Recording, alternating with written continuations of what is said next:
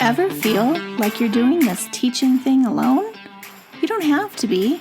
Shared teaching is all about sharing the workload through the power of collaboration and teamwork. Together, we'll walk through all the difficult parts of teaching and learn how to streamline our processes, fine-tune our time management, and develop a more manageable workload. If that sounds like a dream come true to you, then welcome to the Shared Teaching Podcast. Let's share in the teaching to make those dreams a reality. Now here's today's Shared Teaching. Hello, and welcome back to another Shared Teaching episode on the Shared Teaching Podcast. I'm your host, Susan, and you're listening to episode number 132, where we're going to talk about Meet the Teacher Night Made Easy. I don't know about you, but Meet the Teacher for me is right around the corner, so I thought what better time to talk about things that we should have than right now. So I don't want you to let Meet the Teacher Night scare you, especially if you're a newer teacher. It can be a simple, fun chance to meet your new students and their families. You're going to think of it like a meet and greet. Most families won't be staying long. They're just there to simply meet you and check out your classroom. And chances are, most of the families won't even be there for 5 minutes. They're just going to say hi, introduce themselves, and go because they have things planned, right? So don't stress too much. Okay, so you want to have some must-haves for Meet the Teacher Night to make it go smoothly. And although it's more of an informal evening just to meet you and you to meet the families, we still want to show our families that we are organized and prepared for school. No parent wants to show up and meet the teacher and the room's a mess. They've lost all these things. They don't know where the forms are that they wanted to pass out, and they're just disorganized. That's going to set off just the tone you don't want to start the school year with, right? You want to start off on a good foot. So the best way to prepare is just to kind of have a roadmap of your expectations for families and students, either maybe in your head or on paper. I recommend just jotting things down on paper as you think through them. But if you're really good at remembering things, go ahead and just think through it while you're in the shower, while you're driving to work, whatever you're doing. But just make sure you have some kind of plan. And what I mean by a roadmap of your expectations is what's going to happen with each thing, okay? So here's a few things to think through. The first is how you'll communicate important information. All parents want to know, how are they going to get in touch with you? How are you getting in touch with them? So this might be something as simple as how they're going to access the parent communication tool that you're using. I use ClassDojo, and ClassDojo makes it really easy to print out these little flyers that have a code on there, and you can just have a pile of those ready for the parents, or you can also put in the student's name and the parent's phone number or email, and it will send them a direct link. So then you can just have a couple flyers available saying, hey, did you get that access code? I texted it to you earlier. And then they can check their phone, get it all set up while you're there to run through it and help them out with it. Older families, maybe grandparents that are raising the children, will appreciate this, especially if they're not very tech savvy. So if you're going to do a newsletter, talk about your newsletter, maybe have an example one ready to go. Just have that information available for parents. Get them set up, get it done easy. Okay, next is homework policy. Even though school hasn't even started yet, many parents like to know upfront what your homework policy is and if they're going to have to spend a lot of time helping their child complete it. Many parents, myself included, hate and dread homework because it's always a fight with the child. So tell them how many minutes that you expect the assignments to take, how to reach out for help, how often it's going to be given, when is the return policy, what happens if it's late, is it a graded thing? Just break it down to them. Make sure you have an idea of how you're handling that. If you're not sure, check with your grade level, and maybe all of you will be doing the same thing together so you have a united front and you can say, well, all of third grade does this for our homework, and then they'll know, oh, okay, great. Like all of you are on the same page in the grade level. All right, next up is bathroom passes.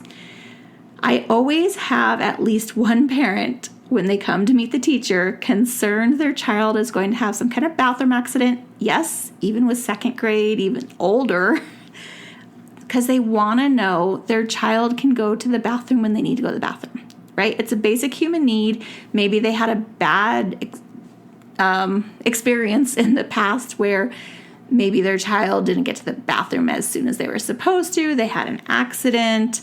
Maybe they were teased a lot because of it. They just want to know, like, do you refuse to let them if they ask? Maybe they have a shy bladder. Like, just be prepared that at least one parent is going to ask you something about that. So I always talk about my class as a whole goes, and then if a student really needs to go and it's during a lesson, if I ask and they're like, yeah, I can wait, then they wait. But if they are not honest with me, then there might be an accident. So I just tell parents, like, your child needs to be able to communicate with me if it's going to be an emergency or not. And then, of course, they can go, right? We're not going to ever refuse anyone the chance to go to the restroom, because we all know as adults how that feels when we're in our job for 6.5, 7, 8 hours a day, and we only get to use our prep and our lunchtime to use the restroom, right? It's not a good feeling when you really have to go and there's no way you can.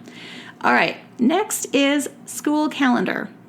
It's not really an expectation, but, or maybe it is because you want students to have great attendance, and in order to do that, the parents need to know, like, when the school starts, when it ends, what days they have off, if there's any early dismissals. So just having a printed school calendar available for parents and students, I guess, to take is a great way to get ahead of that, so they can plan for their vacations, field trips, when testing windows and stuff are, if that's even on your school calendar. So just having that available so that they know dates things are is just a good way for those type A type families to feel comfortable and be like, oh, okay, I can write this on my planner now. And you will have some of those. All right, last for your expectation is your behavior policy. You want to try to have your class rules posted for parents to see. And I don't recommend posting a whole lot of things or getting your classroom completely ready, and we'll talk about that in a minute. But I do like having the class rules up, especially since I use the same rules all the time. I use now that I'm talking about it, of course I'm going to blank about it, PBIS rules. So I know that those don't change year after year, and we do have a class expectations, and we talk about that, and we do a whole, kumbaya moment where we get together and we talk about what we want of our class, and we do a contract. That doesn't affect my rules. My rules will still stay the same, because we talk about, is that covered in one of these rules? And they'll always say, oh yeah, it would be rule number 3. So I like to have that posted. Parents just really want to know that you're tough but fair when it comes to addressing behaviors. They don't want their child singled out, and they don't want you to say one thing to one student and something different to another student. So knowing that you're ready to go, you have your rules and your expectations set in place, and you can talk about them, that's really all a parent's looking for. Okay, so that was the first must-have. I know it was a big one, but it's what are your expectations for your families and your students? Families meaning, what do you want out of them? Like, how do you want them to support you in your teaching? And how do you want them to support their child at home? And then also, what are you expecting from the student when they're in your classroom? Okay, so those are your expectations. All right, another must-have is the sign-in station. So please, even if your admin does not recommend one, have a sign-in station. Put it either right outside your classroom door, like set up a little desk, pull one out. You're not using all the desks, right? Because the children most likely won't really sit in the desk and be there for a really long time in your classroom. So it's okay to just take one of the desk and move it outside the door. Have some pens ready, have the sign-up sheet ready to go, maybe 2 copies of it, especially if you get a line. And then I like to have a sign-in sheet that asks for the student name, the parent name and signature, email or phone number, and how their student's going to get home the first day.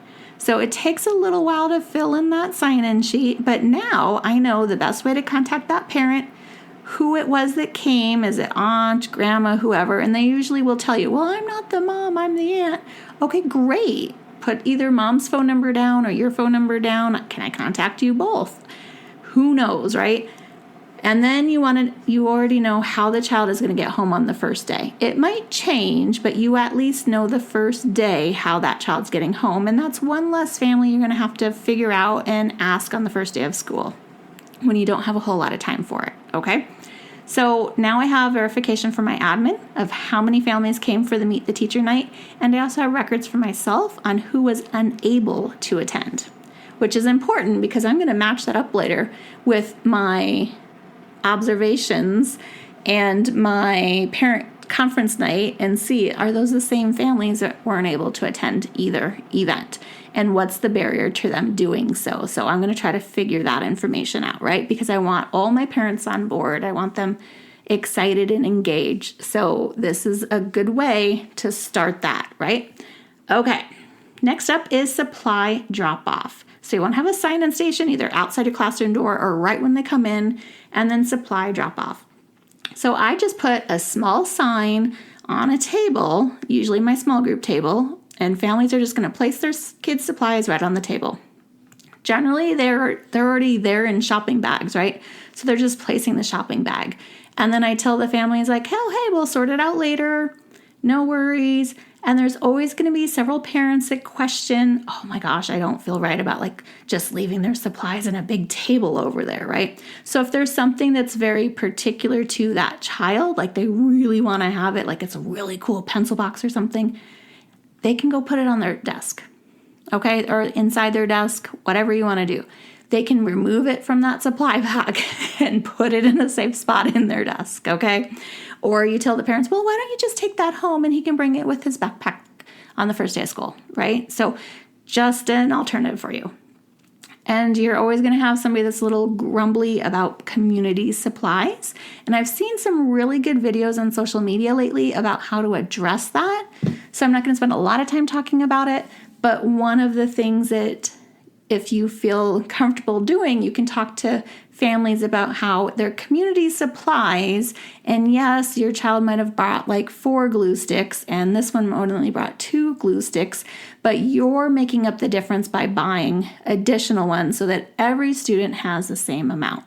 And then you pass them out as needed, because it's very hard to keep track of X number of students times X number of supplies for each student and find just the right glue stick that you bought your child to give to them when they need another glue stick.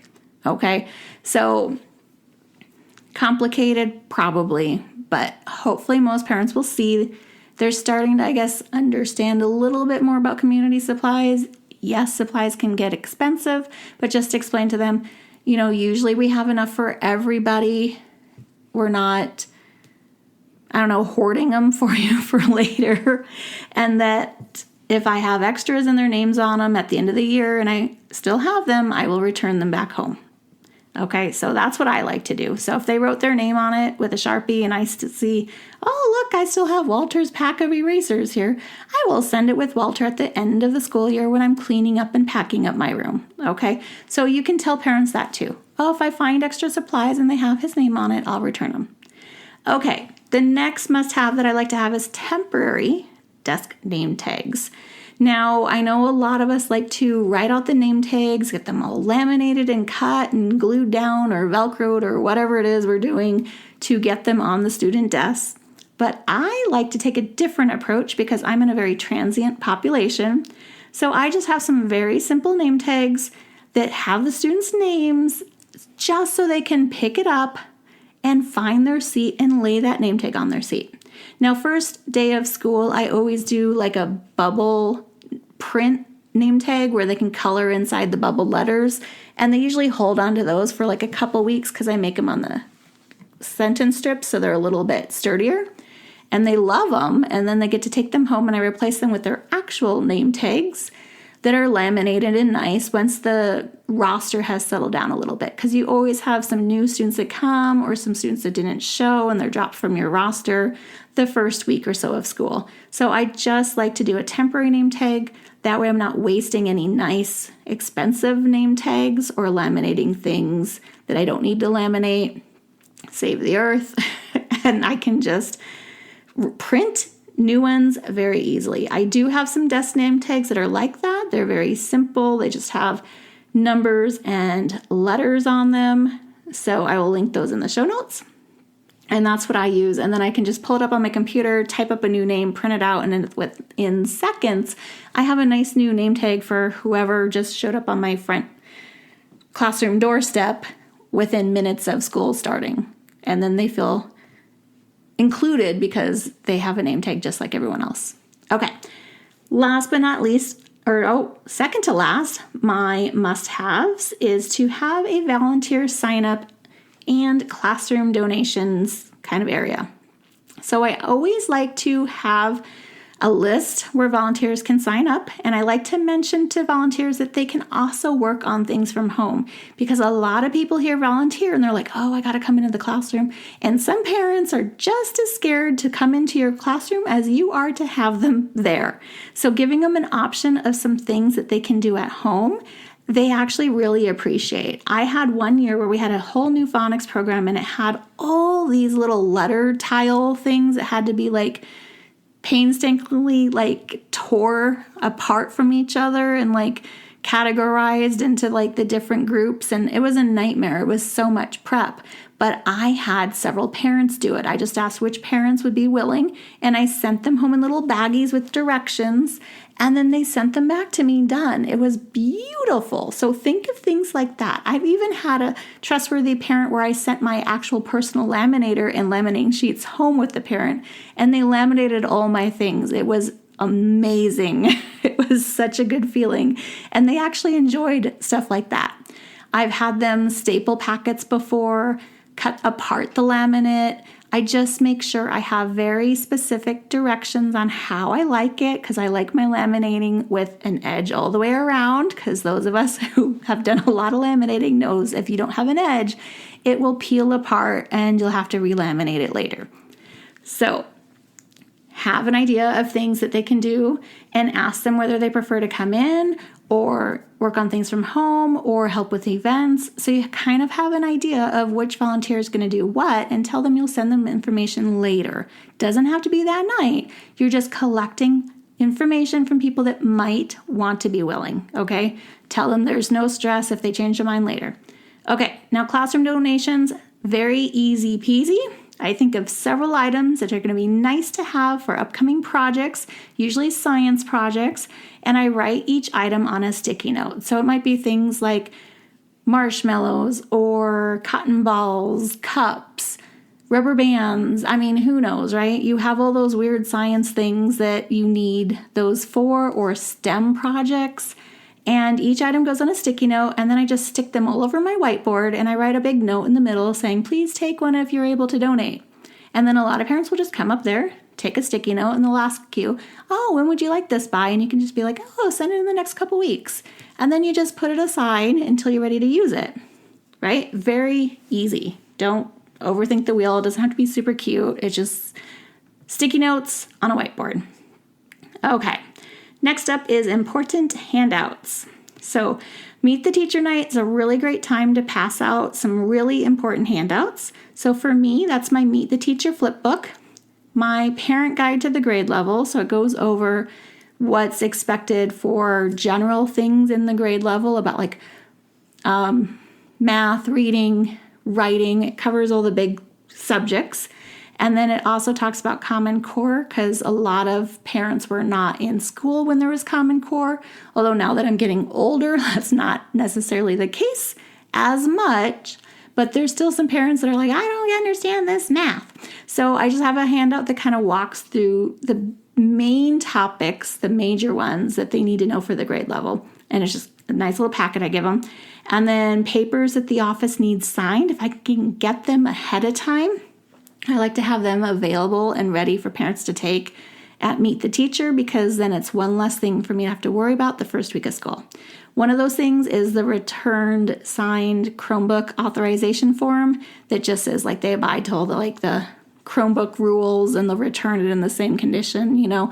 Every child has to have one before they can get their Chromebook. So I like to have a stack of those.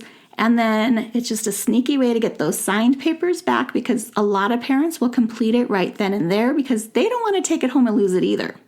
And so you want to make sure you just have like a blank roster of your class names. And I like to just list on the top like Chromebook auth. And then maybe the next one is like the nurse form or whatever. So you just list what each form is across the top that needs to come back from each student.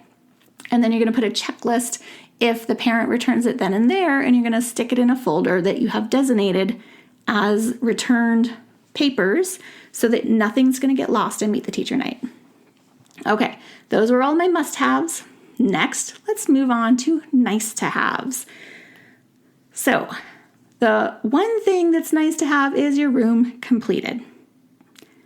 Yes, you heard me right. Your room completed is not a must-have for Meet the Teacher night. It's a nice to have. You shouldn't stress over your room looking amazing and completely organized and completely detailed. You know what I'm talking about, right? Like the beautiful paper flowers and the additional borders on the bulletin board and 3D objects and whatever else, right? You don't have to have all of that. As long as the surfaces are clean and it looks presentable, it's okay to slowly work on the fancy labels and the cute bulletin boards once school starts. Your kids will love seeing what's new each day or week they come in. Like I say week because that's probably more realistic for me. And you don't want to feel pressured by the social media that you're going to spend many, many hours extra outside of the classroom hours that you're getting paid for working on your classroom decorations. You don't have to do that. Just do a little bit at a time. Just have the main things set up. Know where students are going to place their things. Have maybe their folders and stuff ready. Boxes, fairly unpacked, but you don't want it to look like someone's in the middle of a move when parents walk in. But you can have a few things kind of like shoved and tucked into corners with like maybe a cloth covering them until you can get to them later. Don't feel like you have to have everything put out and done, okay? Put some coming soon or work coming posters on areas that are not quite done yet, and you can search for those in TPT and find them for free. So you don't even have to type up those and make them nice. You can just say coming soon poster and find it on TPT. Okay, another nice to have is a presentation. So even though it's Meet the Teacher night, sometimes you might have to have a presentation. It depends on your admin. So if your admin requires it, there is a really nice template that I use for open house that you can have ready for Meet the Teacher, and then you can use it for double duty if you also happen to have open house later. So for several years now, I've used the same free template by Not So Wimpy Teacher. I'll post it in my show notes, and it helps me create my slideshow. I change some of the slides, I remove some that don't fit, and then my families that come and go at different times, I just leave it on in the background because it's really hard to have a formal presentation when there's no set start date and parents just come whatever through the hours that are available for them to come meet me. So if you have a set time, then you can give the presentation. But I don't have that, so it just plays on the background. And then I send a link to all my families after the event is over. Okay, so that's just a little side note is before I leave for the day or maybe the next day I said, oh, so sorry I missed you at Meet the Teacher. Here is the presentation. If you have any questions, please reach out, let me know. Then they're not feeling like they missed too much because they still got the presentation and the information from you. And that's kind of a win-win. So if you still have questions about Meet the Teacher night, go ahead and leave them for me on this blog post. If you go to the show notes, you can click and read this on my blog. If you like to read and you didn't know I have it available in both reading and podcast form, there you go. Or you can also just leave a comment on this podcast episode. So thank you for listening. Stay tuned for next time with an all-new episode coming later. Bye for now. If you've loved this show, then join me in sharing the teaching, hitting that subscribe button, and leaving us a review on iTunes, so we can be found by more teachers like you who are ready to start sharing the workload. I hope you've enjoyed this episode. Find new episodes each week on sharedteaching.com. Thanks for listening to the Shared Teaching Podcast.